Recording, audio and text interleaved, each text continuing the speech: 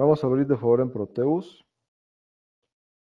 Vamos a retomar ahora el principio o el concepto de los reguladores, que ya lo habíamos comentado, pero ahorita lo vamos a simular. Y de aquí voy a explicar algo que tiene que ver con algo que debería pasar en laboratorio.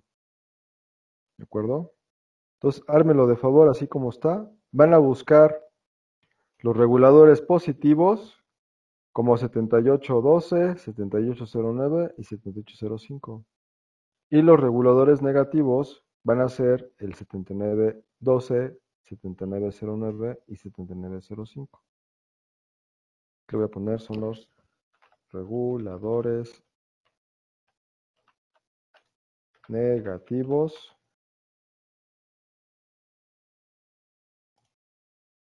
Estos son los negativos. Y estos que son los 78 van a ser los reguladores positivos. ¿De acuerdo?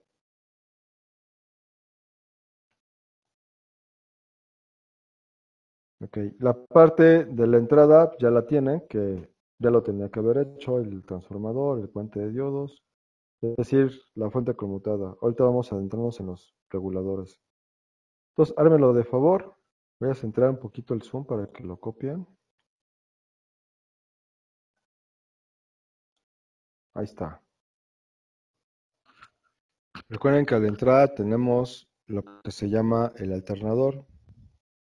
Sale. Voy a explicar. Entonces, este es el diseño de la fuente de alimentación variable que ya hemos comentado en clase, de lo cual la primera etapa, como es una fuente lineal, necesitamos un transformador.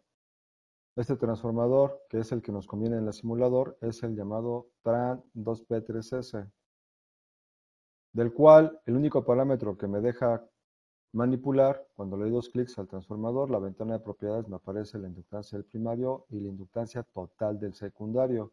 Significa, como tengo una derivación central en el secundario, lo puedo o no lo puedo usar, depende del tipo de fuente que vaya a trabajar. Si voy a hacer un transformador en una fuente completamente positiva, pues entonces el derivación central no lo voy a ocupar, solamente los extremos. Entonces cuando me dice la inductancia secundaria total, se está refiriendo a la inductancia entre el extremo y el extremo, sin considerar el central o tap central.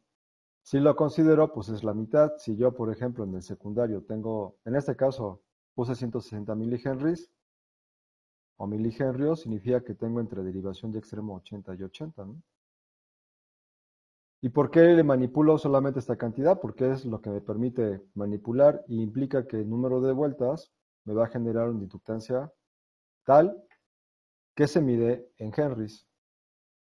Por lo cual, si yo estoy diciendo que el primario tiene mayor inductancia que el secundario entre extremos, significa que va a reducir, porque el número de vanados secundarios es menor que el primario. Voy a volver a abrir. De lo cual, cuando yo pongo por primera vez este transformador en Proteus, me aparece inductancia primaria 1 Henry y secundaria total 1 Henry. Entonces, haciendo pruebas para ver el voltaje que me entrega en el secundario, pues tuve que jugar con esta cantidad, de lo cual ya veo que es mucho menor que el primario. Esto es en Proteus porque en la realidad a mí no me importa cuánto tiene mi inductancia, lo que me importa es que cuando compro el transformador, el voltaje que me entrega en el secundario sin el devanado central sea tal que sea mi voltaje de aplicación final. En este caso, como el derivación central si lo ocupo, significa que voy a trabajar con una fuente simétrica, voy a hacer una fuente simétrica. Segundo parámetro, bueno, tercer parámetro, el factor de acoplamiento, o sea, de 1, significa que la relación que tengo entre el primario y el secundario, no hay pérdida. Si yo realmente pusiera una pérdida debido al núcleo y otros agentes mecánicos, pues el factor de acoplamiento sería menor, por decir 0.9, 0.90 y algo, 0.8 menor. Eso significa que entre menor sea a 1, el transformador no está tan bien diseñado. Pero eso, ¿cómo lo ve en laboratorio? Yo no voy a medir inductancia. Entonces va a ser lo siguiente en laboratorio. Yo tengo dos formas de excitar en el simulador el primario. La primera es, como lo habíamos visto en clase pasada, voy a usar de la librería algo llamado alternador, alternator o alternator, de lo cual, cuando yo lo incluyo al simulador, sería las veces del outlet de mi casa, de la pared. Si yo le doy dos clics, amplitud Pues la amplitud que quiero meter es la de luz, que es 127, y la frecuencia sería 60 Hz. Directamente conecto este extremo con el primario y abajo con abajo, ¿no? Y la segunda forma es, bueno, este alternador estoy graficando pico a pico, pero la siguiente forma es del menú izquierdo, en la función de generadores, selecciono la función de seno, es decir, la puntita que puse aquí. Cuando yo la conecté, esta puntita, si le doy 2 clics, me está diciendo amplitud, pero esta amplitud es una amplitud pico, es decir, voy a trabajar con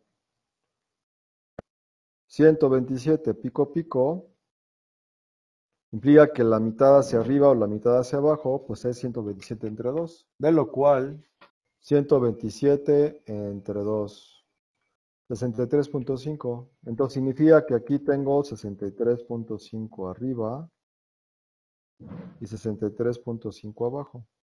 Entonces, aquí en el simulador, esta puntita de voltaje, pues le pongo 63.5, ¿no? Y la frecuencia 60 Hz. Entonces, con esta puntita de voltaje solo estamos trabajando con el valor pico, no pico pico. Ahora, recordemos que en el simulador, si yo le pongo un medidor de corriente alterna en voltaje, en realidad este está midiendo RMS, es decir, 60 o 63.5 por el 707. Entonces, esto por 707. Ya explicamos por qué este concepto. A lo que me tendría que marcar en el medidor en Proteus, 44.89 aproximadamente. Ahí está. Matemáticos. 40, ¿qué esta cosa? 44.89, Proteus 44.7. Si yo midiera alterna sin RMS, sí me tendría que dar los 63.5.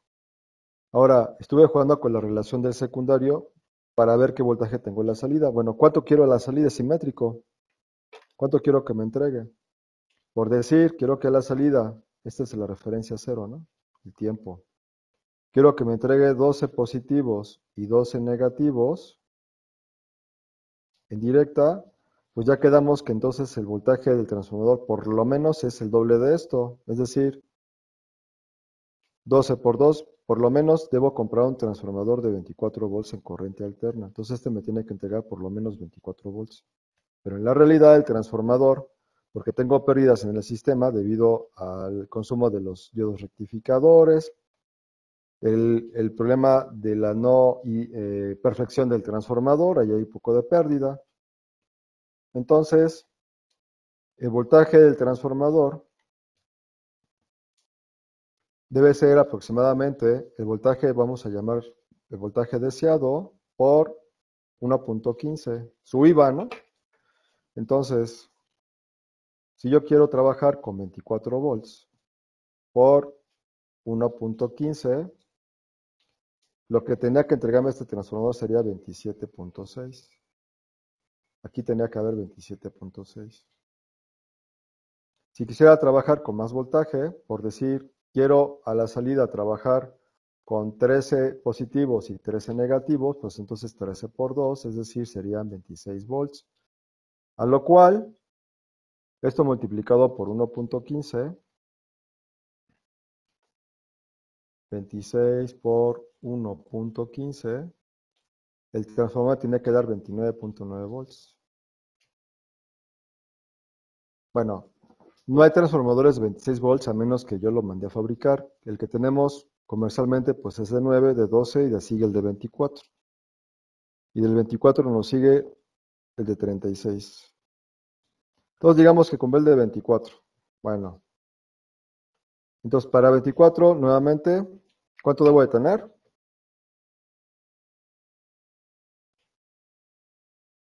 Acuérdense, 24 por 1.15, 27, ¿no? 27.6. Esto es en alterna.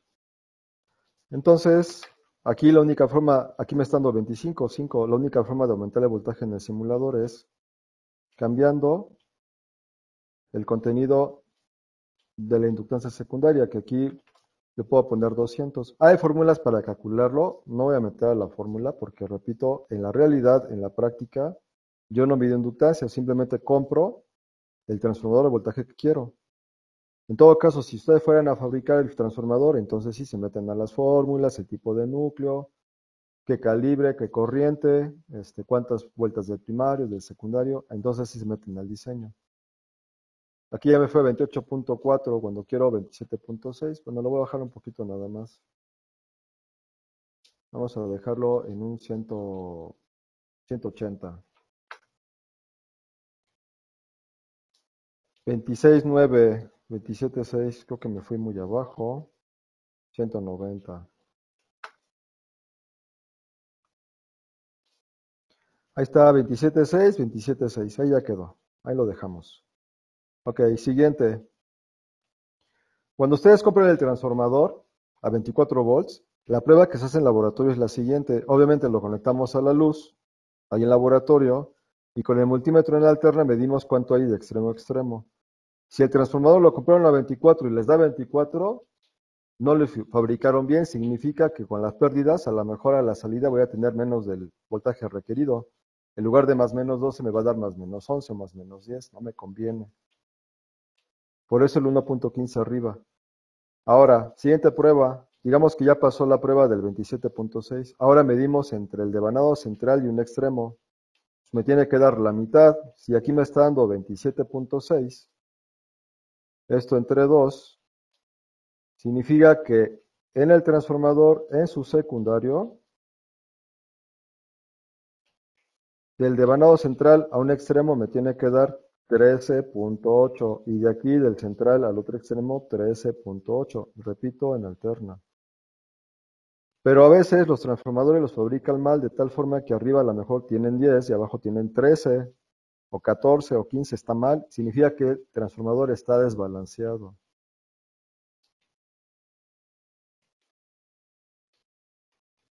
No sirve, lo tienen que cambiar en garantía. Está mal fabricado.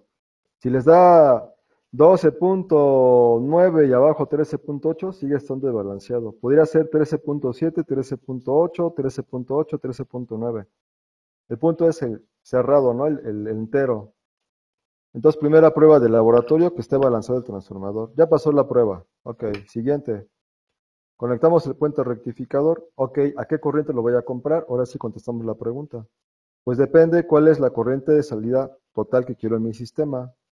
Y para esto quedamos en la clase pasada que depende cuántas salidas tengo.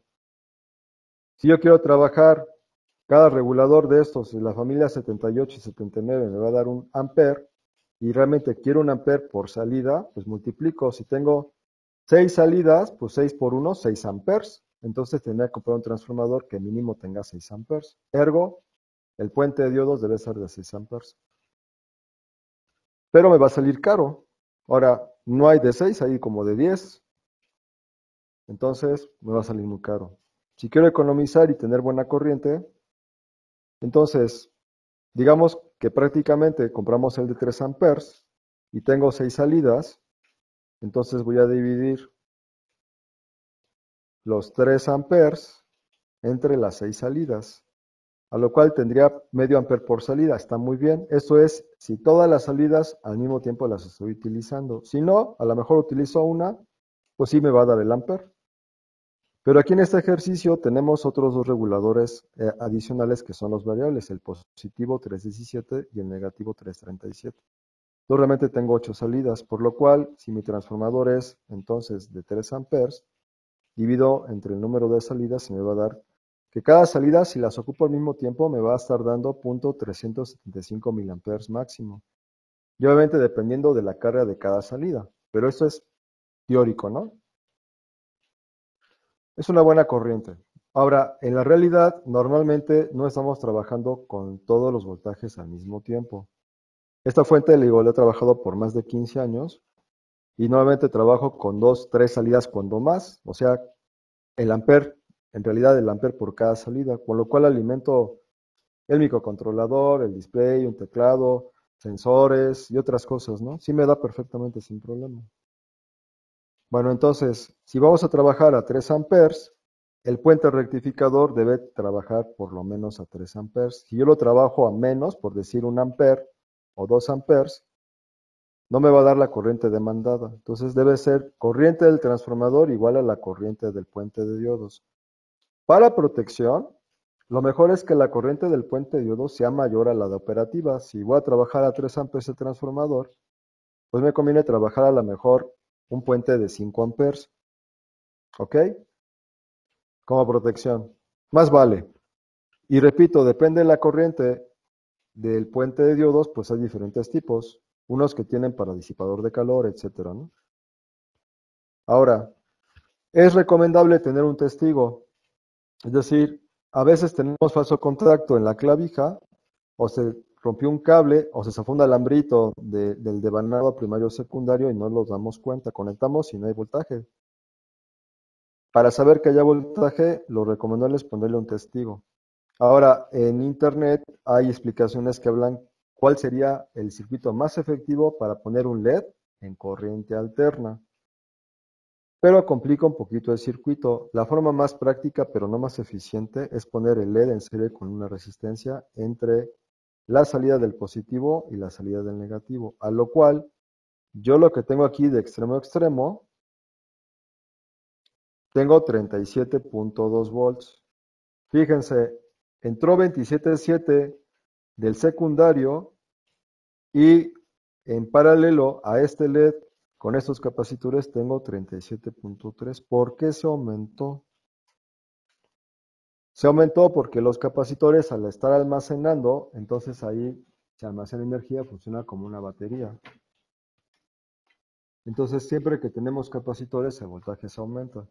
No la corriente, solo el voltaje. Repito, la corriente la jala del regulador del puente y del puente del transformador. Entonces, 37.3 menos el 27.7, en realidad los capacitores están metiendo 9.6 volts de más entre 2, 4.8 de volt cada uno de los capacitores. ¿Ok? Entonces, 27.8 por 1.03, 0.5. Ok. Los capacitores están metiendo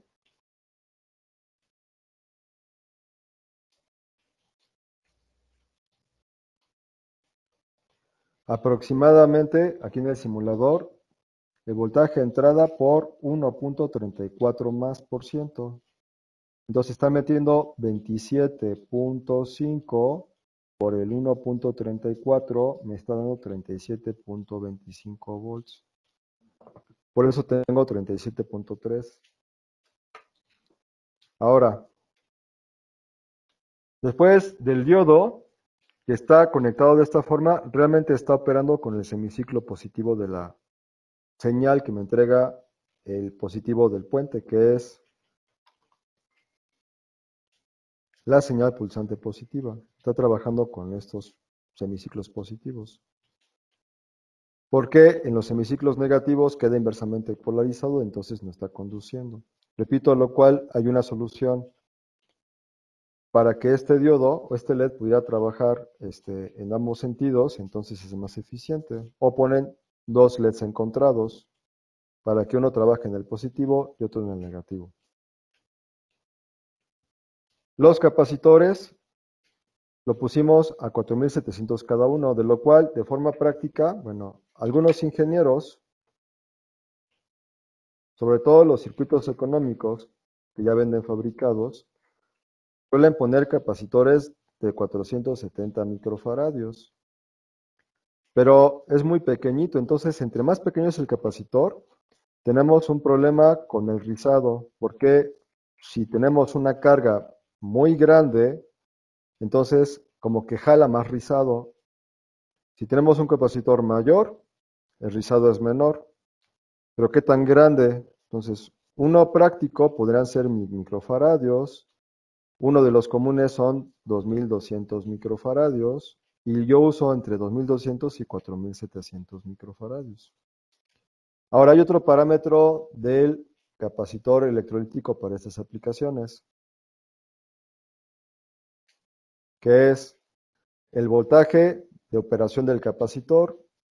Puedo comprar 4700 a 16 volts, a 25 volts, a 50 volts, a 100 volts, 200 volts. 1000 microfaradios a 16 volts, 25 volts, 50, etcétera. Y así cada una de las capacitancias puede ser a diferentes voltajes. Pues depende del voltaje que tenga yo en operación. En este caso, si aquí por ejemplo tengo entonces 37.3 entre 2, este capacitor tengo de derivación extremo y de derivación abajo 18.62 volts. Significa que este capacitor, para que me pueda soportar y no se queme, debe tener por lo menos, bueno, el doble. Si tengo entonces 18.62 volts por 2,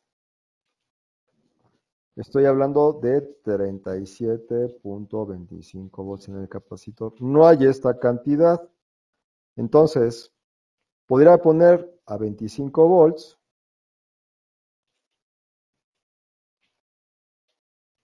pero si quiero más protección, si el 25 se va a 50, entonces podría poner, por ejemplo, 2200 a 50 volts, que es más grande y un poquito más caro. O lo puedo dejar en 2200 micros a 25 volts. Eso ya depende del coste, de lo que ustedes quieran invertir. Ya en corriente directa, pues tengo 37.3. Ahora, significa que de la derivación central hacia arriba, que es este punto positivo, voy a tener entonces 18.62. Voy a tener 18.62, a lo cual, pues en paralelo yo puedo conectar n número de reguladores dependiendo del voltaje que quiero a la salida. En este caso, esta fuente yo la diseñé para que tuviera con el regulador 7805, pues 5 volts. Entonces entran 1862, voy a ponerlo aquí. Aquí tenemos más 18.62 volts en corriente directa en esa terminal.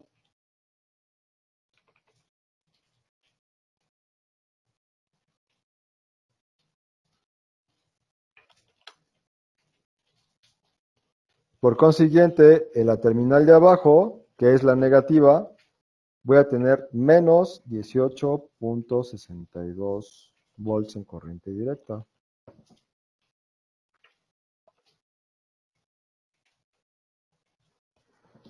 Entonces, el 7805 dice el manual de este que puede permitir voltajes hasta 30 volts. Arriba de 30 volts ya no regula bien y me pasa todo lo que haya. Abajo de 30, 32 por ahí. 1862 lo mete y entonces me saca 5 volts. 7905 mete 18 y saca 9 volts. 7812 mete 18 y saca 12 volts. En la parte negativa meto menos 18 y el 7905, la familia 79, son los reguladores negativos. Entonces me saca menos 5 volts. 7909, regulador negativo, le meto menos 18 y me entrega menos 9 volts. 7912, negativo, le meto menos 18 y me entrega menos 12 volts. Pero en la realidad, cuando yo compro estos reguladores, el 7805, si está bien, me va a entregar 5 volts. 4.99, 5.05, 5.01, 5.02.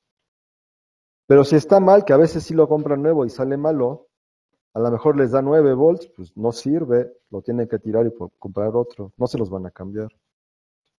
El 09 tiene que dar 9, 9.01, 9.02, 8.99. A veces llega a dar 7, está mal. O llega a dar 10, está mal, está muy arriba.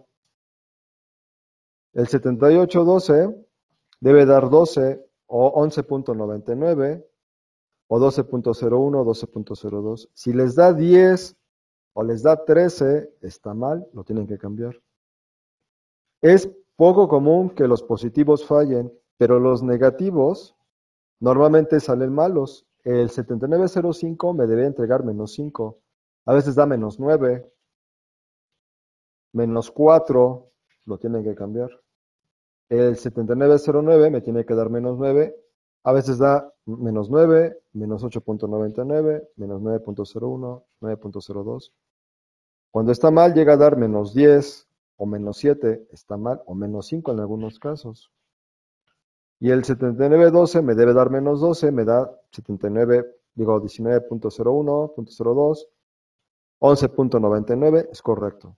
Pero a veces llega a dar menos 10 volts o menos 15 volts. Está mal, hay que cambiarlo. Una vez que ya tengamos los reguladores probados en laboratorio, que esto se arma en protoboard antes de pasar al PCB, cuando yo lo simulo, yo tendría que recibir lo siguiente. Si todo está bien, el 7812 me entrega 12, 7809, 9.01 por ahí, el 05 pues el 5 positivo, los negativos me tiene que dar menos 5 o menos 5 algo pero muy ligero, el 7909 menos 9.01 menos 9.02 y el menos 12 pues me tiene que dar menos 12 o aproximadamente menos 12. Bueno, después se me ocurrió meterle, dije pues si tengo 18 positivos y tengo 3 fijos, le voy a meter un no variable. El variable positivo, que también es de 1 ampere, es el LM317, que hay diferentes versiones, el encapsulado 220, que es para 1 ampere, o el de corcholata, que es de 3 amperes. Primero trabajé con el de 1 ampere, entonces, entre el encapsulado 220, que es como tipo transistor, y el de corcholata, cambia sus pines, de lo cual, ¿cómo funciona? Pues entra en Bin, el voltaje de entrada a los 18. Tengo una terminal de ajuste, a lo cual le pongo una resistencia de retro, que va a pasar por aquí corriente. Y con esta resistencia de ajuste, que normalmente lo uso 10K, yo puedo mover el voltaje de operación desde el mínimo, que por teoría el voltaje de operación mínimo del 317 normalmente es de 1.25 volts.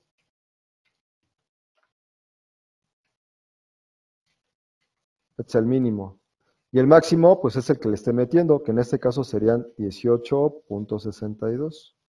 Entonces, en la simulación, si yo muevo el potenciómetro, tendría que estar en mi mínimo el 1.25 volts. A lo cual, bueno, pues, ¿cuánto vale la R de retro y cuánto vale la R de ajuste? Bueno, hay fórmulas para determinar la corriente que quiero y cómo calculo a R de retro y esta R de aquí. Pero de forma práctica, normalmente yo trabajo un K o 470 ohms aquí y esta de ajuste 10K. Aquí está el mínimo 95, se cumple. Y el máximo en realidad me tenía que dar 18, aquí me da creo que un poquito más.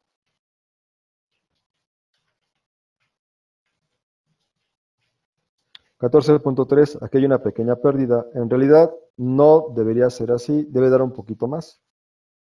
Bueno, igual dije, bueno, si ya tengo voltaje, 3 voltajes fijos negativos, pues le voy a agregar uno variable porque luego necesito, por ejemplo, 3.3, 1.8, 2.2, 2.7. Le metí el equivalente negativo variable que se llama LM337. Es el hermanito del 317, pero para negativo. Igual forma que el 317 tiene una patita de entrada, uno de ajuste y uno de salida. El mismo principio, tengo una R de retro y una R de ajuste, a lo cual, si yo bajo el potenciómetro a 0, el mínimo debe ser 1.25, en este caso menos 1.25.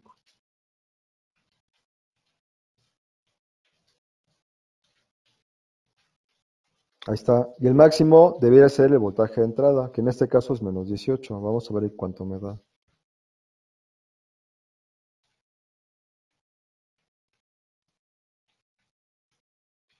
Menos 13.6, hay una pérdida. Puede ser debido al Proteus. Pero en la realidad, si tuviera una pequeña diferencia y lo quiero ligeramente más grande, lo que cambio sería la R de retro. Igual, el manual de 377 vienen unas fórmulas para calcular cuánto quiero en corriente y cuánto quiero de voltaje. Me da una fórmula para calcular la R de retro. Pues hasta aquí quedamos. ¿Alguna pregunta? No, profe, todo bien.